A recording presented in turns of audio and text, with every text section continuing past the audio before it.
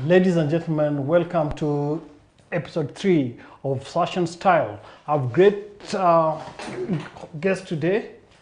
I don't know how to introduce them. Oh, I don't know whether to start on the left or the right. Probably Ladies start first. with the ladies. Okay. Rachel, kindly welcome to the show. Just introduce yourself briefly, who you are, and then you can roll. Okay. Yeah. My name is Rachel. Former model. I've worked with Leaky in the past, and I'm actually very, very happy to be here. Nice to see you guys again. I've worked with you as well, but I did pageant and I also did runway modeling back in the day.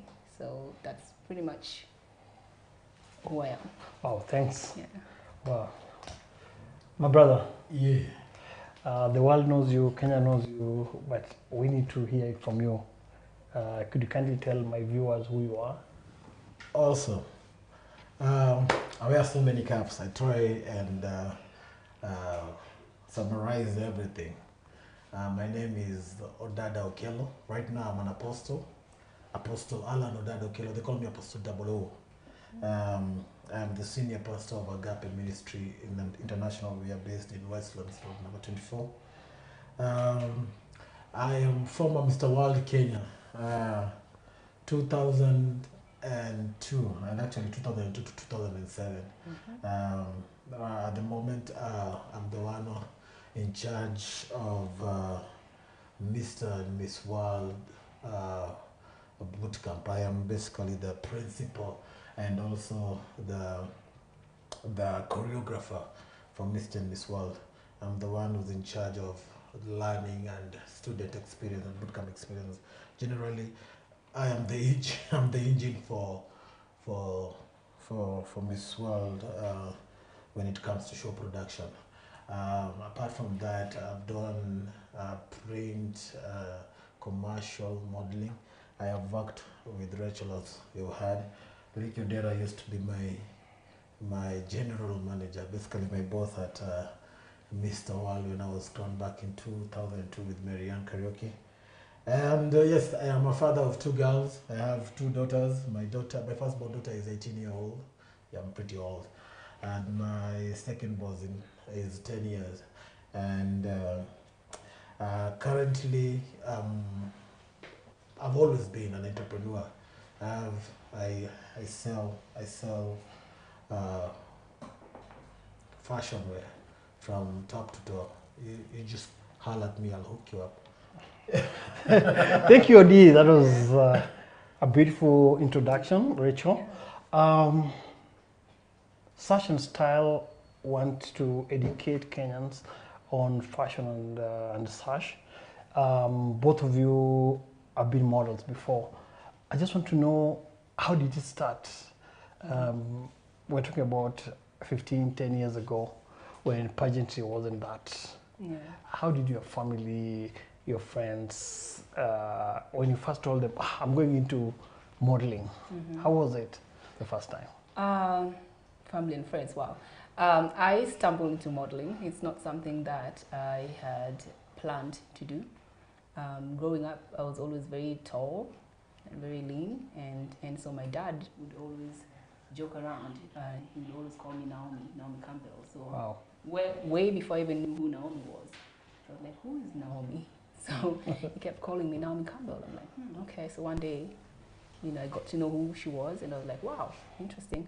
But then the funny thing is, in high school and in primary school as well, I used to be very, I wouldn't say shy, but I wasn't very proud of, my build, my body and all that, because I was very, very skinny.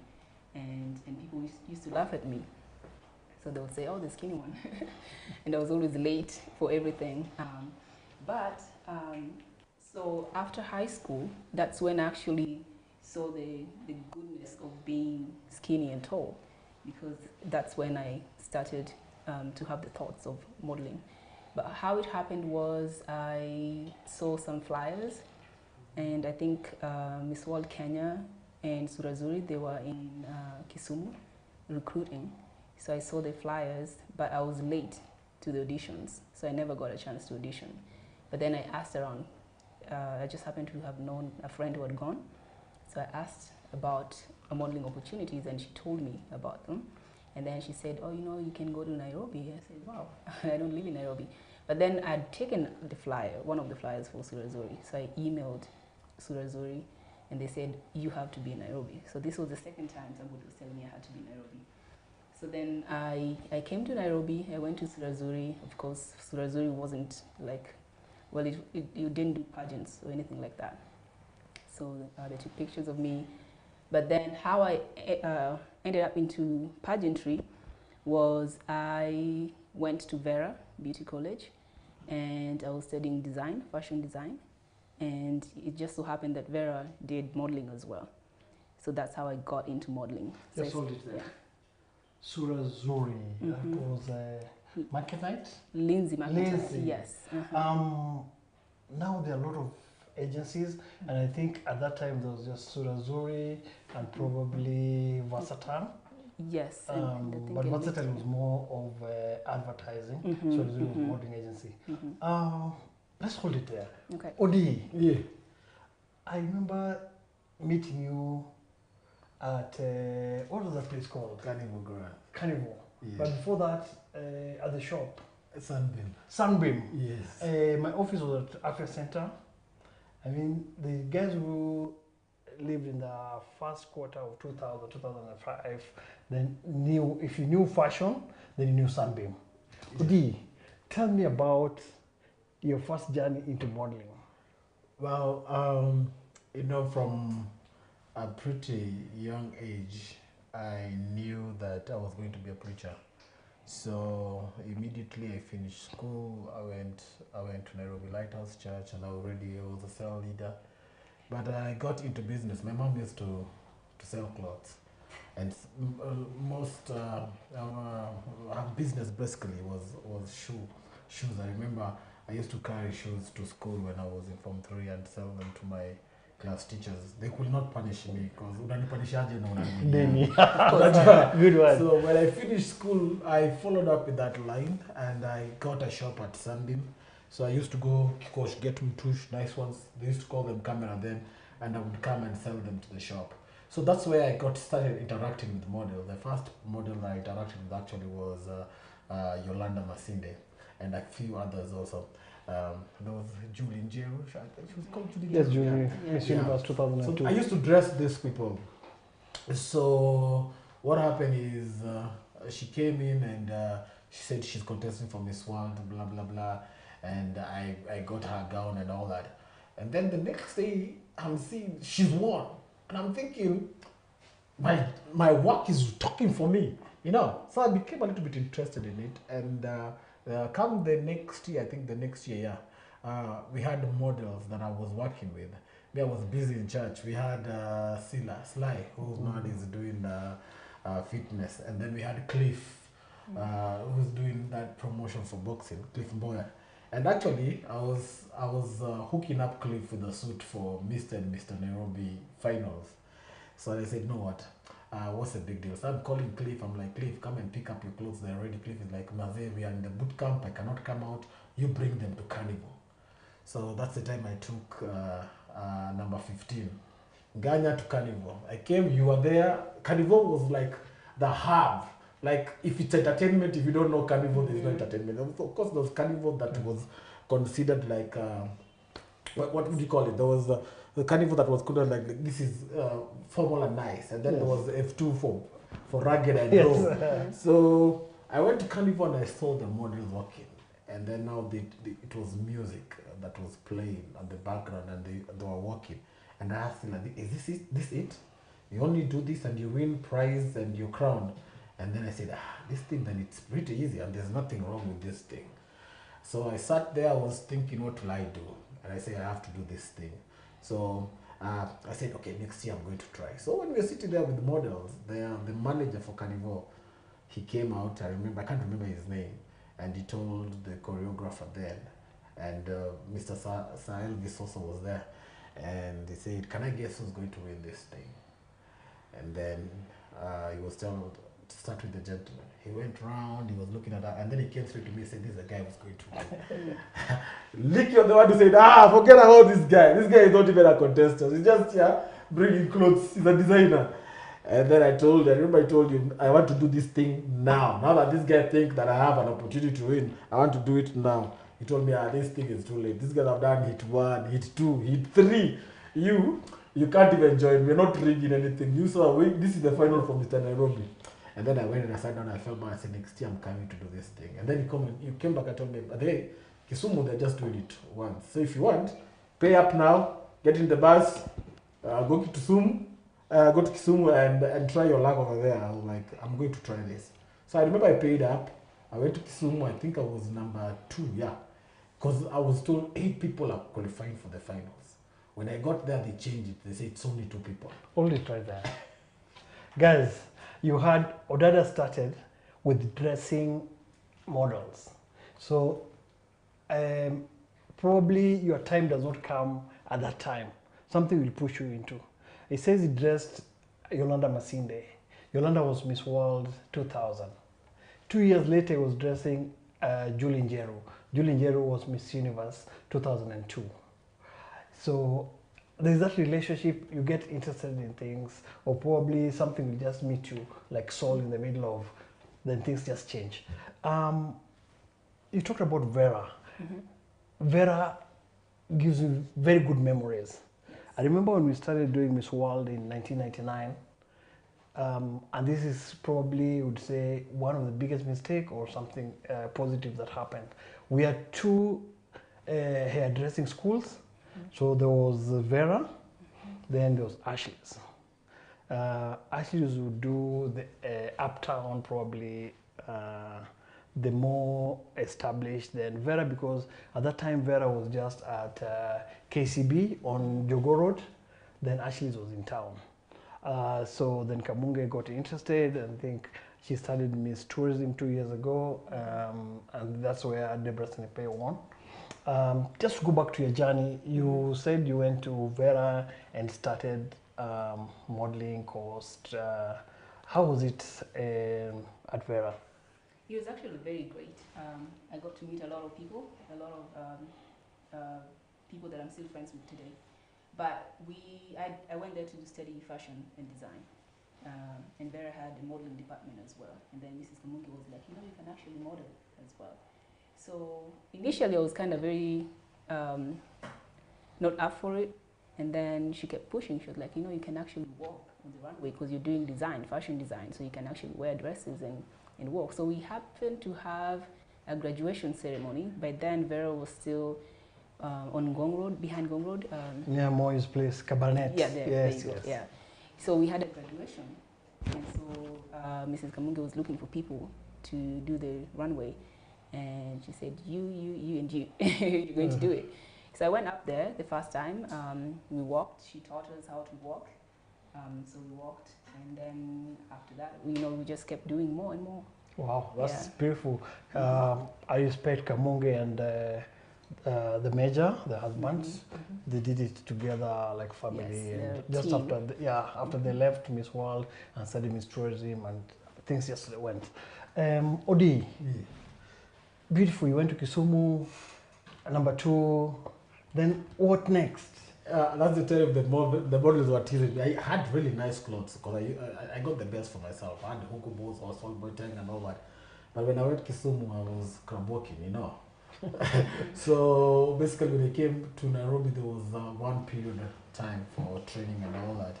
So I told myself, if I can master how to walk, then I will take this crown, because I was already built. So I remember my trainer then was Brian Kokasiago. I used to give him something small so that he can do overtime with me. So come the prejudging, I was asked a question. Now you being a preacher, how are you going to convince us that you're going to carry your name, and being that modeling is considered evil? I said, as far as I'm concerned, there's nothing evil I'm doing. In fact, God is the first designer, and actually Adam and Eve were the first model, and actually their way out of Eden was their runway. So I think I'm in the right place. We went to Nakuru, we did semi-final, I qualified. By the time we were doing the finals, everything was working out well, and I knew if I land on the best question, because those were always the worries of a model. Nikipata ile swali sijui in front of all this. Well, you panic and you, but my question came as I liked it. I unleashed it, and I went backstage. I know I telling those gentlemen, I don't know who's going to pick it up for the ladies, but I'm taking this. And the reason why I knew that was because of my talent. I did a stand-up comedy, and I saw all the judges laughing, and I saw Madame Teringa even clapping. I saw some TV personality called Natichi Sunday show on the side. She laughed until she sat down on the. I knew ikitumenda. Because I was basically judging the other student, and I saw they were bringing things that were very formal, like tap dancing and comedy that was not comedy, and I knew if I get this, it's through. So, and of course I was crowned Mr. Kenya in 2002, and I went to hold on to the crown for another 5 years. I remember when I was finishing the 5 years, Kibaki was also finishing his 5 years, and he was looking for second term. And I remember KJ did a joke and said, "Unaenda ukelo pia back at 2012." Yeah. So it was awesome. It was a nice journey. So that's why my journey basically modeling. Great. Rachel, you told us you first did a fashion show for Vera graduation. Where did the interest of pageantry start, and which was your first pageant? Yes, so same place, because Mrs. Kamunge also happened to, she used to do Miss Tourism. Yes. So then she told us, you can also do Miss Tourism. It's coming up next year, so you guys can sign up. So during that time, she would push us to do modeling events. So then she said, you go ahead and do pageants now. So the very first Miss Tourism, I signed up for that, and I did it. So then I did Miss Earth as well. I think I did all the pageants, the major pageants in Kenya, but I did Miss Tourism with Mrs. Kamunge, and then Miss Earth as well with Mrs. Kamunge. Yeah. Oh, great. Rada, you mentioned somebody that's very key, and I've worked with him for a long time. I think Rachel also has worked. This is Brian Kokasiago. Yes. You said you used to give kitu kidogo for overtime. Most of the time, the modeling career starts with the trainer, and now you're a trainer. Are there things that you picked from Brian? Did you listen to him and thought, this is the guy who's going to, in fact, when I listened to you, you said, this is the guy who's going to give me, because I have everything apart from the work. Definitely. When it comes to pageantry or runway modeling, the whole deal is how you walk and present. I was lucky that I was already a designer.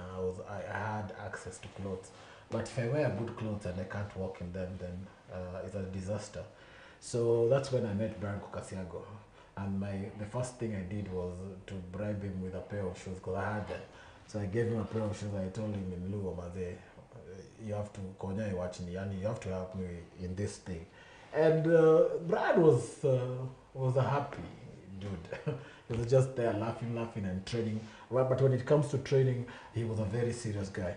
So I saw the way he trained others, but also because the Bible says your gift shall open doors for you. Because of my small gifts and gestures, he took time to actually train me. We used to leave Ramcourt, I think 9, after the models are left at 7. And he was just telling me, keep on training, working. So I picked a lot of things from Brian, especially the turns, the ability to project and also to get everybody, the audience, interested and giving them eye contact and all that. So Brian played a major big role, and he told me, Dada, you don't have to walk like Cliff, you don't have to walk like these people. At the end of the day, when I'm done with you, you're going to have your own signature walk. And so long as you're doing the basics and doing what it is right, then the judges want to see that you're doing what is wrong. And that's the way it was. Nobody, not even one judge, stood up and say everything is okay. But your work is a little bit off. And that thing that I didn't know how to do, now I am a master. It has really worked for me because most of my models, right, I've trained 3 models who have become Miss Africa, all of them.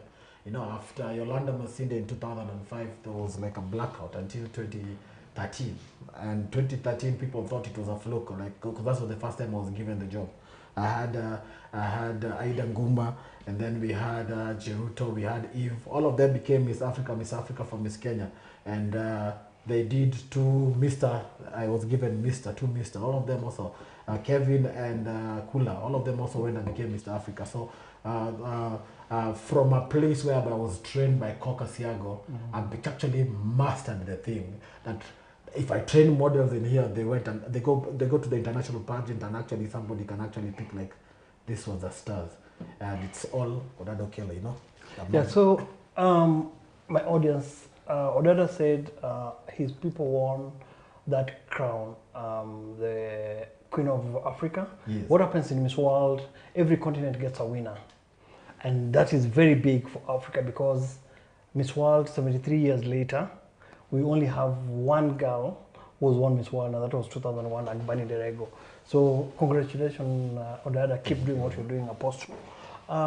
Rachel, Branko Kasiago, very interesting guy, and I think you can learn if you're interested. Bran sometimes trains in Luo, and guys get it. Yeah. How was it your experience with Bran the first time? Where did you guys meet, in which pageant? Yes, I met Brian at Smile of Africa, Miss Universe. 205. Yes, and that was by Pivot Point. Yes. What's her name? Nancy Weston. Nancy Weston, Yes. yeah, she's the one who did it. So that's where I met Brian. He trained us, he was great, such a wonderful human being. He was funny as well, such a comedian. But one thing that stands out about Brian is we were at Pan-Afric Yes. Hotel one time after the auditions, I think. And we were all seated at the lobby, and Brian came and sat next to me. And Brian was speaking, like he kept speaking, I think you remember this. He kept speaking about me in Luo, and I was just sitting there and I'm like, wait, does this guy actually know that I can understand what he's saying? And then finally, eventually said something back to him. So that has always stood out. So when I remember Brian, that's the first thing that comes to mind, but he was such a nice, lovely person. Beautiful. Yeah. So guys, sometimes we ignore our trainers. You can pick something, and like I said in the last 2 episodes, you don't need to win the pageant. You need just to focus. Some people have ended up doing better than the people who won because they saw a gap. Some became designers, some became choreographers and stuff like that. So keep doing it. You'll not win today, you'll not win tomorrow, but maybe the 5th try and you win a bigger pageant than the first one that you did.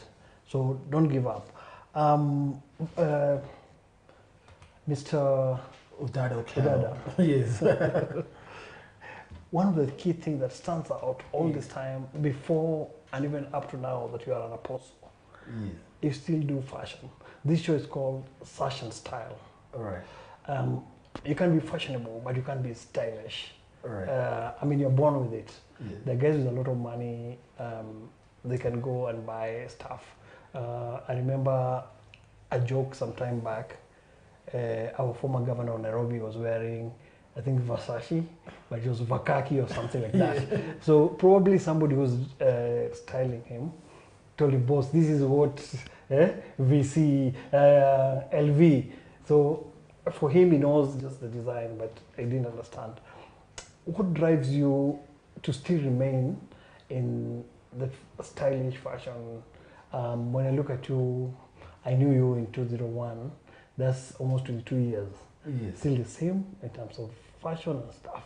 I remember today when you came, you walked in, I was like, bro, who is teaching you to wear skinny jeans and stuff like that? And I know for many years you dressed me as my stylish and stuff. Tell us about fashion style. There is, fashion is like a drug. There is something about looking good. And as I usually say, you're not given a second chance to give a first opinion. Basically, your clothes speak for you. So basically, when I did actually Mr. World, there was no class for public image, and there was one for public speaking, but there was no public image. Public image is all about how you look and how you dress. So when you dress well, it gives you confidence, and when it gives you confidence, it markets you. And if it markets you, when you get the compliment become like a drug. If you're not complimented, the next time you want to do better. So as the Bible says, study to show yourself approved. I went into studying, and I studied from GQ magazine, Ebony, and all this, and I started following up on designers and all that. But again, as you say, it's an art. You have to learn your body size and body shapes and all that, and then you have to know how to mix the colors. And fashion always change. So you have to go with the flow. You have to know what is trendy and what people are wearing now, and then now you apply it to yourself. And the reason why actually I bumped into it because my mom used to be more of a fashionista. Okay, she used to sell clothes. She was a clothes vendor. But now me, I came in as a stylist. We have the business, but as a stylist. So I took the business to a higher notch. That's the reason why models were coming to me so that I can dress them. If you take up something, I'll tell you this one doesn't go with your color complexion. This one doesn't. So actually, people who are selling clothes, if you don't have a stylist in your shop, you won't make enough money, because even the people who are coming to buy the clothes don't know what to wear with what. They're looking for a stylist who tell them this shirt goes with this coat. This is a tartan. This is a woven suit. This is a double breast. This is how it's worn. This is the kind of kerchief. So it's important to learn these things. And if you have a sense for it, if I remember there's a time I didn't have a car.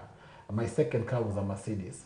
When I got a Mercedes, and now I remember, I noticed every other Mercedes in the road. So with fashion, it's like that. If you put on something nice, you will notice each and every person who's dressed well. If you went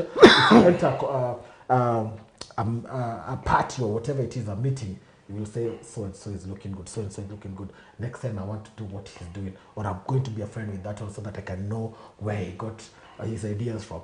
And you'll find out mostly in Kenya, people pick up the fashion sense from TV stars and movie stars and all that. But you have to bring it home. So we have all these anchors and everything. So basically, we are more advanced and more broad when it comes to fashion. We have added our own materials and all that. So I think it's something, basically it's a passion. The people who have the money to dress up, but they don't just dress up. But if you have a passion for it, the iko benefits zake, and one of the benefits is you stand out. And when you stand out, it's easy for you to maneuver. I remember there's a building in town that I used to go on a daily basis, in suits and dressed up. So the day I'm hawking my clothes, and I have them in a bag. I remember I just came down from the second-hand market in was it Congo? I can't remember, and I didn't go to go home to change. So I go because I was taking them in a rush. Do you know this guy who used to salute to me at the gate? So basically, the way I dressed caused him to say, wait, he forgot who I was. He had to remember, it's me. But today you look like how, So if you want to get into places easily and nicely, look good. Because utapigiwa salute na watu wajui unauza mtumba. Thank you, Dada. A lot of times I see models, yes, and I keep telling them, please, if you have to become a model, look the part. Yeah. We cannot look at you looking like a farmer. You'd rather go and do gouache or something in the farm. And most of the time, probably as a model, you may not have that energy to wear the 6-inch. Yeah. But just carry it in the bag. I'm told Fridays, this girl can carry a whole house in that small bag. Yeah. So when you get to an office, just remove your flats, wear in your heels, and it makes you totally different, because not everyone wears a 6-inch. So you need just to look that part. Let guys, I remember ABC telling the models, guys, when you alight from a bus, let these guys look at you and say, boss, the way I've done the U-turn, the T stand, yes, that must be a model. So very important. you said you did, the only thing that was struggling you was a walk. Mostly 40% of the 60% of the judging is done out of stage. 40% is your style, the way you walk and stuff like that. So this 60% you must create. This is the way you carry yourself, the way you respect people, etiquette and stuff like that. That takes me back to the question. Rachel, you did a number of international, you represented Kenya in a number of international pageants. Could you tell us which ones? Because I remember I was just going to talk about the first time you were out and you called me after 2 days. And like, Vicky, I want to come back. Just tell us about your pageant and experience out there. Yeah. So after the local pageants, which I think I did all of them, Miss Kenya, Miss Tourism, Miss Earth, Smile of Africa, Miss Universe. And then the night that I did Miss Kenya, we had 4 titles, 4 crowns in one night. So that was Miss Kenya, Miss Global, I think, Miss Teen, and Miss Tourism in one. Yeah, the KCC one. No? Yes. So after that, I started doing international events. The very first one that I went to was Miss Tourism Queen of the Year International, and that was in China. That was great. It opened my eyes to so many things. You know, when you do the local pageants, you don't really think about, you know, the bigger picture and what people do out there. And so when I went there and I met all these ladies from different parts of the world, and you get to interact with them, you get to see what, you know, they're all about, how they represent their countries, how they speak about their countries and all that. It kind of opened up my eyes to a lot that I didn't really learn in the local pageants here. Then soon after that, I went to Model of the World competition. That was in China as well. And in Miss Tourism International, I didn't place, but, you know, we were a lot of girls competing. We were like 89. And then in Model of the World, I was top 15. So that was great. And I went soon after the Miss Tourism. But I think I learned so much from Miss Tourism Queen of the Night, Miss Tourism Queen International, that when I went to the Model of the World competition, I was ready for it. And I also went like a month after. So I was really ready for that one. And then a year later, I went to Miss International. I think I was the first ever Miss International from Kenya. That was in Japan. So we did half of it in Japan and half in China. And we traveled a lot as well in that region. That was nice because it was one of the top 3 pageants in the world at the time. I think it is still. It is, yeah. So I met people in all those 3 pageants that I did that are still friends with me to this day. So it was great. And also, like I said before, I learned a lot, even about myself, stuff that I didn't know. So wonderful. Yeah, so like Rachel says, you learn a lot about the culture out there. We're totally different. And when I told you guys the first time when Eric Molly started Miss World, he wanted the world to come together in happiness because we just come out of the world wars and the world was fighting against each other. And this is what has been taken on. Like Odada said, God was the first designer and got Eve and Adam to be a model. And remember me telling you guys the first pageantry and the first queen in the Bible was Esther. So there's a lot of relationship with religion and pageantry that people don't understand. Most people confuse between pageantry and runway modeling, which is totally different. There's a thin line between the runway model and the pageant. The pageant is leadership is, I mean, the reason why they're called queens and kings is just at that level where you can see the king of England and the responsibility. It's just that we've not taken it so serious as a people, and that's what we're trying to see. How well can we get that back? Odi, you train the biggest events in the world, our franchise in Kenya. So people ask, why do we have to get these girls for 4 or 5 weeks trying to train? They can just go do catwalk and go ahead. I think for me, because I've been in it, I understand. What do you take these young people through during this boot camp time? Well, after I was given the mandate to be in charge of Mr. and Miss World, I did my homework and I studied why is it our girls don't perform well in the international pageant. And I came to realize some of the things are culture shock. You'll find some of our models, she's doing food and beverage. She's already 21, 22, and she go for the international pageant and she found somebody at 21 is a surgeon. So you're thinking, who am I dealing with?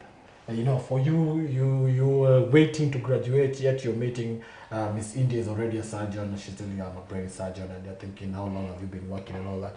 So I thought this is not a big deal. All we need is to now start bootcamps where we can pump confidence, we can pump knowledge into these girls. So I created, of course, I teach them catwalk, which is very important. And then there's catwalk and modeling 360. Because there is a way you can walk, but if you do not understand the instruction when you get to the international pageant, the instructor there is going to be teaching you per book. Yes, you have a choreographer who's telling you do a step and turn. It's not a step and turn, it's a half turn. Somebody's telling you do a step and turn twice. It's not a step and turn, it's a pari turn. So you need to know the term. So we have the theory part of it, and then we have the practical part of it. And at the end of the day, what I learned from Kokasiago, each and every model should have their own signature work. But we are going to meet 100 models from 100 countries, and they're the best in their countries. So you need to have something what we call an X factor. What is it, this one thing that makes you stand out? And that's what I look for in my model. What is it that you do exceptionally well above every other model? So I teach them also public speaking, how to articulate the rhythm, the intonations, and all that, so that you stand out. How your posture when you're speaking. I remember we used to have our former president Daniel Rapimoi. Never used to say much, but the way he would stood, people would keep quiet when he wants to talk. And we have Kibaki who went to school, but he slouched on the microphone, and people are just making noise when you want to say something. Some of these things they make you like public speaking is very important. If you check a mic and just keep quiet there and look at people, everybody will look at you. And then that's when you start speaking. But you see, people don't know that this thing can be learned. And then I teach them also on public image. Public image is basically what I've told you is fashion and design. Like know your body shape and dress it appropriately for both men and ladies. And then I teach them diet and nutrition. I remember when I was going with Miss Marianne Karaoke, we had to go for different functions. And in these functions, when you're a king and a queen, you eat like a king and a queen because the table is 7 course. I remember Marianne could not eat, but I was eating everything. I told Marianne, what is it? You're like, I'm watching my waistline because there is a particular cut that is needed. And this particular cut, you have to maintain it, 36, 24, 36. If you overindulge, you'll find yourself with a 48 size hip, and that is going to be a disadvantage because every pageant has its own requirement. So diet and nutrition is good for you to maintain the requirements so that it gives you an upper hand. And then I realized that there is what they call dances of the world. So I started training also. I was not the best dancer, but I thank God because at Miss World they aid me. They usually bring me a dance choreographer. So nowadays I don't have to teach people dancing. But actually started by training people how to dance at Bombas of Kenya. I was very intentional about this thing. I had to know some few moves that are going to cause our models to thrive in international pageant. So I trained a number of them, and in the dances of the world, it's actually one of the fast track events that actually makes our model thrive, because when they do their dance, I make sure by the time they live in here, they're looking like King Shaka Zulu or whoever. When they show up on that dancing style, if you look at Charity Mwangi, all of them, their dances are on top of the world. So we teach them dances. So I do not only choreograph them when it comes to catwalk. I choreograph them also in dance, and then I teach them also something that we call makeup, how to apply your makeup and all that. The good thing also, I'm helped with this because actually it's also beauty in school, so they bring up models who teach them how to apply their makeup and all that. And then most importantly, because I am a preacher, I remember I sent you a video where when the models are saying, "You butter my tea," and faith is very important. Faith does something to people, and people wonder, well, how do my students thrive? Above everything, I have with them morning devotions. I teach them the Bible and I get them to praise and worship, and then they actually know that this guy is not our enemy. This guy is not here to. This guy is imparting something that other models in the world have not been imparting. And have you seen? It's just because they've never taken the Miss World crown, but my models have been actually top 5 there, being lined to take the crown. So we have those 4 serious topics, which is catwalk and modeling 360 that I teach, and then we have etiquette and grooming, and then we have nutrition and diet, and then we have public speaking and public image, coupled with now dances and all those whatever activities. So I make boot camp as fun as possible, and trust me, every model that come out of my boot camp, some of them have become choreographers, some of them have ended up in highway, what do we call it, high fashion. Some of them have ended up being cabin crews. It's because there's a confidence boost. And so let me tell you, now we're going to Christmas. Nowadays I get tokens. I get tokens for people I don't know. Thank you for teaching me. Because you're dealing with 1,000 people who come to audition, and then now they come in 40, and now we have to start trimming them. We get people sending you tokens, kulayo. So at the end of the day, I usually tell people, I don't do this thing for money. I do it for that thing that I hear people say, "Come tell me, Maze, you changed my life." It was not for you. Even where I'm working right now, I got this job because I went with high heels, that I was standing out. Have you ever seen models who don't know how to work with high heels? And not necessarily, this working with high heels, not actually for models only. If you go for an interview and one is wearing a flip-flop or these two sandal shoes, and condom shoes, whatever, the door shoes, and somebody else comes wearing a high heel, they stand out and they're most likely to get the job. So all these things, the response that I get of life change, life transform, and some of the things that why we came with a broad, lessons to make sure that when you come out of there, you're all round. It doesn't matter if you become a preacher like myself. Fashion also for preachers. We are in public eye. Right now I do a TV program for relationship and everything. You have to dress up. So all these things are required, not only in modeling, but in also other spheres of life and also thank you. Other occupations. Great info. I keep telling my models, the crown is just the grace of God, because all the 5 finalists who've gone for question and answer, that means all of them are almost equal, and any of them can have that crown. So it's just the grace of God that the crown lands on your head. You talked about Arap Moi, our former president. One of the most memorable Miss World that I remember, and maybe she'll attest to, sometime when you go for those international pageants, you're all alone. And maybe sometime even your franchise owner is not coming with you. Mm-hmm. In 2001, we were 20 Kenyans who went to support Daniela Kimaru was Miss Kenya that year. We had 10 tickets from the city council, because Daniela's dad was the councillor, then now the MCA now, for city center. Then Joa Kech, who loved art, was the mayor now as a governor, gave us 10 tickets. Just the pride that a daughter from a councillor has won. You know, councillor was just regarded as just a chokoraz somewhere. And then, may his soul rest in peace, Chris Kirubi was housing Air Malawi at International Lifehouse. So Air Malawi came in as a sponsor. They gave us 10 other tickets on condition that we land in Blantyre before we go to SA and have a night with the mayor. So Joa Kech was coming with us, so the 2 mayors. So we were celebrated. In fact, Miss Malawi that year was carried by Air South African Airline. As Miss Kenya, instead of Kenya Airways, We landed there with Air Malawi, but the celebration was key. So we were leaving for South Africa. The president of Malawi was coming in. So we had a standing ovation. Miss Malawi had not even met the minister of their country. So when they say you're not celebrated at home, it's quite true. Now, you've talked about etiquette. Rachel, I think the first pageant that we really engaged was the Smile of Africa Miss Universe 205. There was a boot camp, and a lot of people, Regina Ray and all these guys came to train on etiquette and stuff.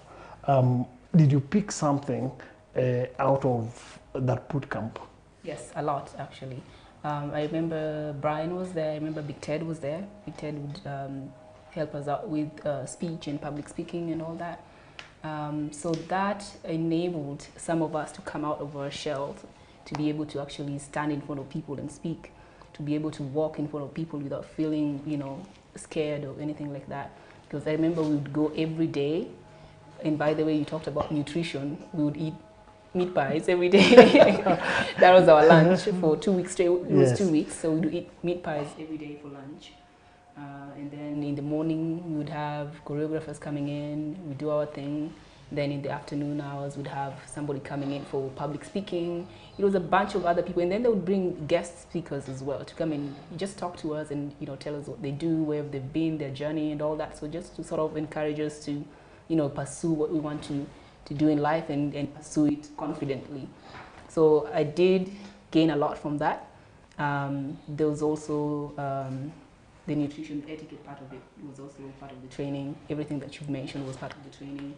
And even after that, I remember, you know, the winner, you know, kept doing the same thing. Like, she kept getting the etiquette trainings, the public speaking and all that in preparation for the big event. So it never really stopped on the night of the event. Yes, sir. This, I was just bringing it out for this new people, young people are doing pageantry. There are a lot of things that people are not considering. They just want to put the girls into the catwalk and get crowns. I go to some events and see models with like 6 sachets.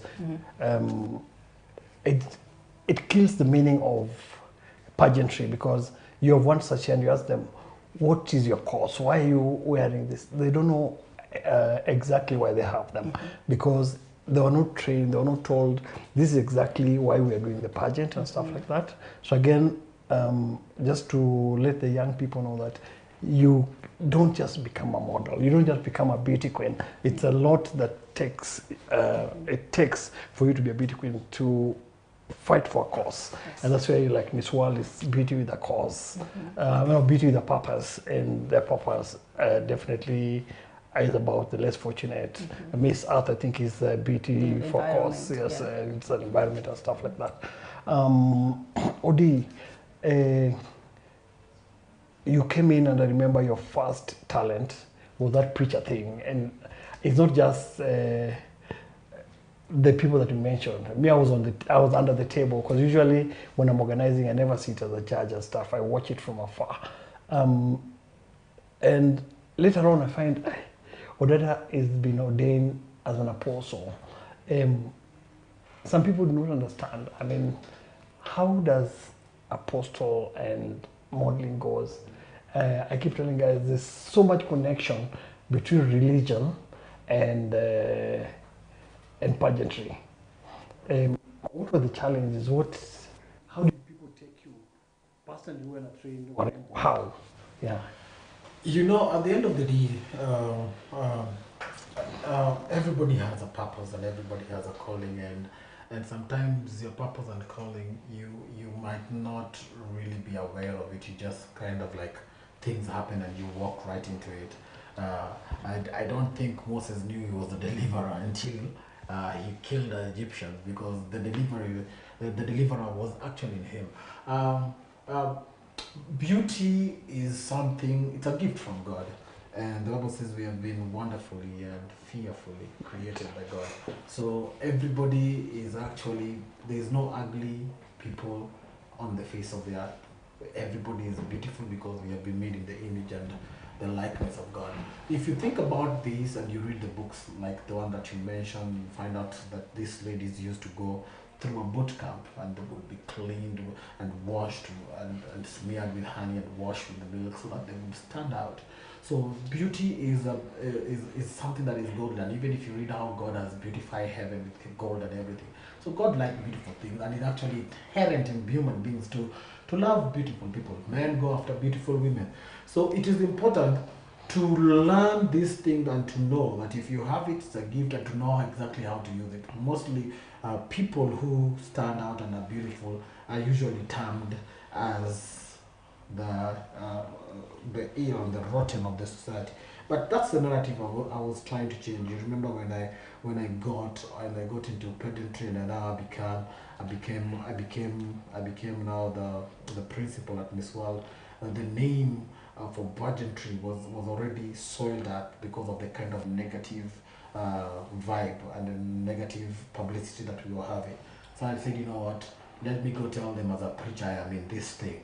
And actually I opened a way, a big way. I can tell you sometimes I'm in the boot camp and I have some like 3 or 4 of my daughters, ladies who come to my church. And they come there and I tell them, there, I'm your principal, I'm not your pastor, I don't want to hear nobody calling me papa or anything. You come there and compete like everybody else. So when people understand that fashion is one of the oldest what we call it, traits, or what businesses that you will take it serious.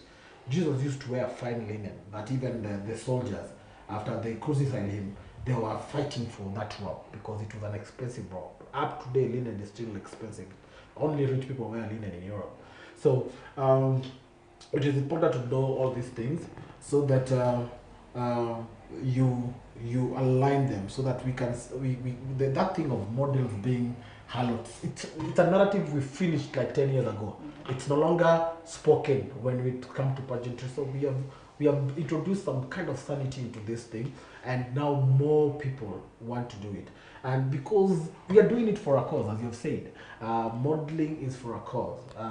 You're becoming a voice to the voiceless. You're becoming a representative of many young people. And you've seen me distributing pads, you've seen us doing the Jigger campaign, we've done Fit Solar, we've done the Cleft Lip. So we are trying to help these people. It's actually, it's like NYS, but now this on the other side is teaching these people to be leaders as young as possible. Modeling, we actually teach even timekeeping and all that. So when somebody comes out of that thing, they come out like fully formed. So it's a godly thing, and trust me, my mentor, Prophet Fred Akama, is one of my supporters. And actually, I think last year he was saying, I'm going to put some money in this Miss World. So you know, if you're being supported by pastors, you know you're doing a good thing. And that's the reason why you saw that we have that devotion and all thing. So of course there are people who will talk. There are some religions, some cults that will say this thing is against. Listen, there is no profession in this world that doesn't have its pros and its cons. There is no profession that has not been abused. But at the end of the day, it's doing the right thing and focus on doing the right thing. And at the end of the day, everybody who will follow up after my life will know that I've left a certain mark. I'm growing old, but you can see when I'm still in this thing, I'm still actively in this thing. I'm still teaching them how to dance. Of course, my bones have become weak, but now they bring more energetic people. And all these things, when people dance, there's a hormone that they release that's called oxytocin. It's a feel-good whatever. So even if you're sick and you produce a lot of this hormone, it removes stress and everything. So people are supposed to be released to do this thing. And for young ladies, even if you go and just do it anywhere in the world, a young girl, when they're growing, they want to be recognized as beautiful. They want to be seen as beautiful. That's why you see many of them, before they do even go to the university, or one day in the university, they do some of these things because that's the time to do it. To feel good, to look good, to be appreciated, and that's actually an inherent need in human beings. Thank you so much, Odi. You've brought it very well. Yes. I did Miss World Kenya from 1999 to 2002, and in 2002 was very crucial. That's the first time. I thank God I've been a media friendly So if you Google Leaky Miss World, you'll find a lot of BBC, The Guardian, Washington. And that year, Miss World immediately won by a Nigerian for the first time. A company from Germany sponsored Miss World to be able to have the event in Nigeria. So the event was going to be in Nigeria in 2002. And just 2 days after the boot camp, some journalists just wrote something to do with Mohammed and stuff like that. And about 200 people died of it. The fact that somebody talked about Mohammed and really messed up. So the ladies had to be airlifted back to London. So Miss World 2002, the one for Marianne, the one you won, was moved to London. Very unfortunate for Africa, because that would have been the third country to hold Miss World. Miss World is $1 million business. There are about 2.3 billion people that watch Miss World live. It can only be compared to the opening and closing of the World Cup and Olympics. These ones come after 4 or 5 years. Miss World comes every year, so you can compare them 4 or 5 times. So when we understand the business of Miss World, then we're able to. When we understand the religion, the way you've explained it, then people understand this is a very serious business. When I was starting in 99, like you said, we could not find the girls to contest, not because we didn't have them, but the parents, the society didn't allow it because they thought it is losers and people who don't want to work hard. But like you say, there's a lot of work that is done behind the scene. Yeah. It's not just the work. So one of the things that maybe I would like to ask Rachel, after you've done your modeling and stuff like that, then you moved your career totally different. How did the modeling and your career that you did after modeling connect? How did they connect? Good question, because I don't think they really did. I don't think they did. Yes. But there's some similarities in that there's discipline in both fields. So there's discipline involved in modeling, there's discipline involved in the career that I chose after modeling, which is the military. So, but other than that, I don't think there's anything. I think it's like worlds apart. But really, that's about it. Yeah, it's worlds apart. One thing is, you know, it's all about beauty. It's all about, you know, your confidence. It's all about everything that we've talked about. And the other thing, there's no beauty involved in it. Yeah, so like we said, probably if you're on runway, it's totally different. The high fashion, it's totally different for pageantry.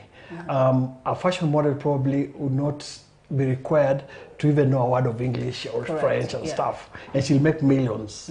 For you to be a beauty queen, you must be able to express yourself. That's number one, discipline and stuff. So, like I said, your career is totally different, but one thing that stands out is that discipline. You cannot be a beauty queen if you're not disciplined. Yes.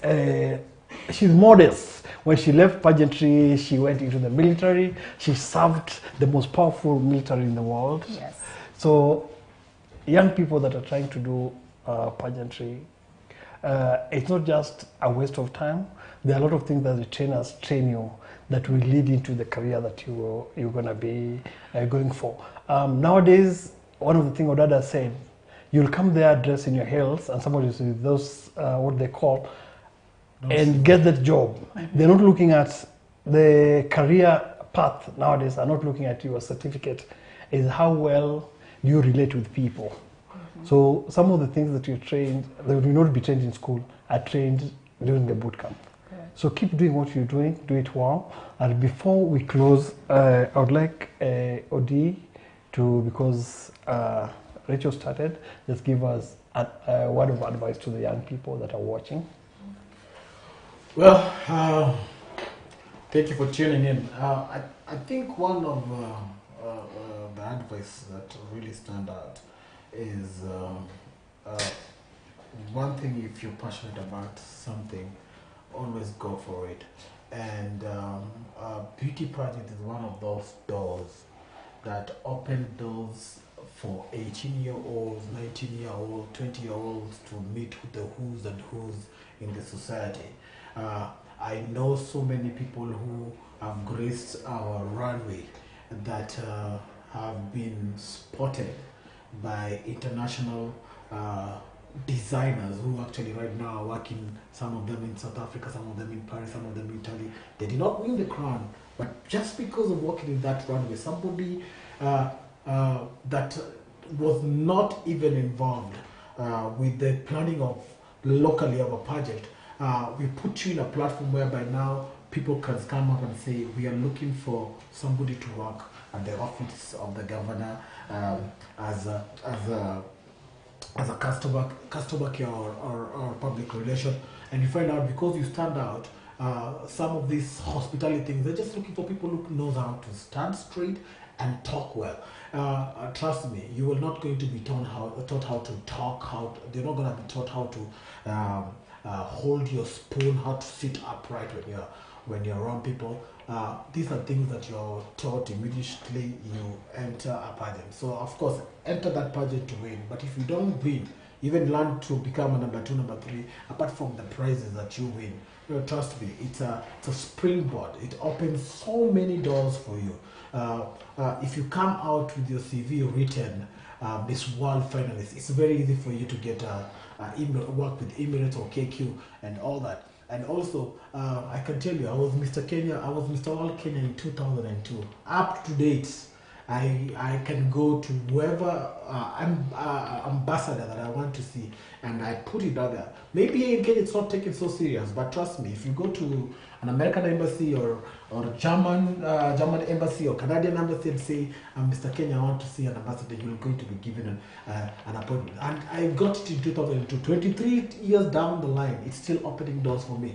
So you don't have to be Miss World. You can be a Miss World finalist, which is actually talking about 1 to 20. But once you get that Miss World, the way you use it, it might come in handy. And even if you put it in a CV, all over the world, they know that there's something that this one has been taught that this other one has not been taught.